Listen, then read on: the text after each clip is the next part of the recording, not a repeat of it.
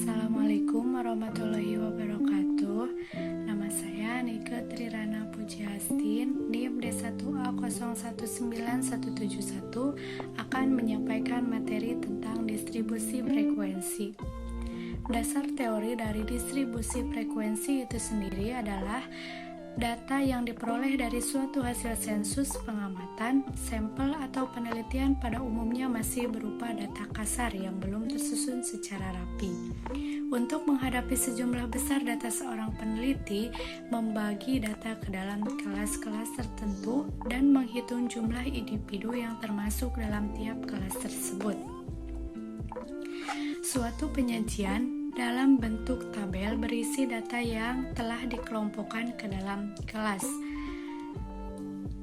menurut urutan tingkatan beserta jumlah individu yang termasuk dalam masing-masing kelas tersebut.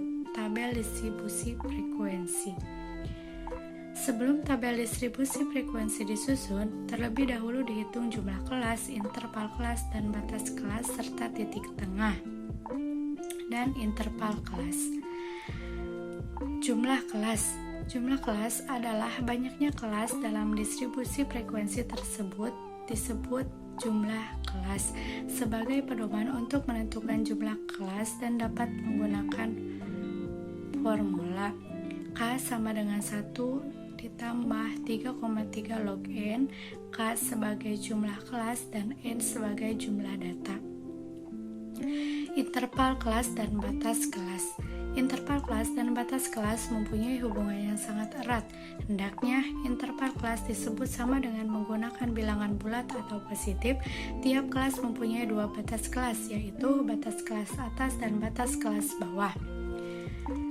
Penentuan batas kelas dilakukan sedemikian rupa sehingga tidak ragu-ragu pada saat memasukkan nilai ke dalam kelas yang sesuai.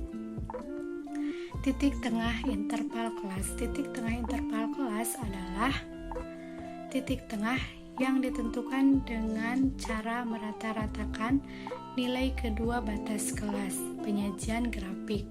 Data yang sudah tersusun dalam tabel distribusi juga bisa disajikan dalam bentuk bar diagram, histogram, atau poligon. Histogram menggambarkan data dengan nilai-nilai kelas, sumber data, sama dengan nilai kelas dan sumbu tegak sama dengan frekuensi. Poligon frekuensi diperoleh bila menghubungkan nilai titik tengah setiap kelas pada bar diagram maupun histogram. Sekian materi yang bisa saya sampaikan. Assalamualaikum warahmatullahi wabarakatuh.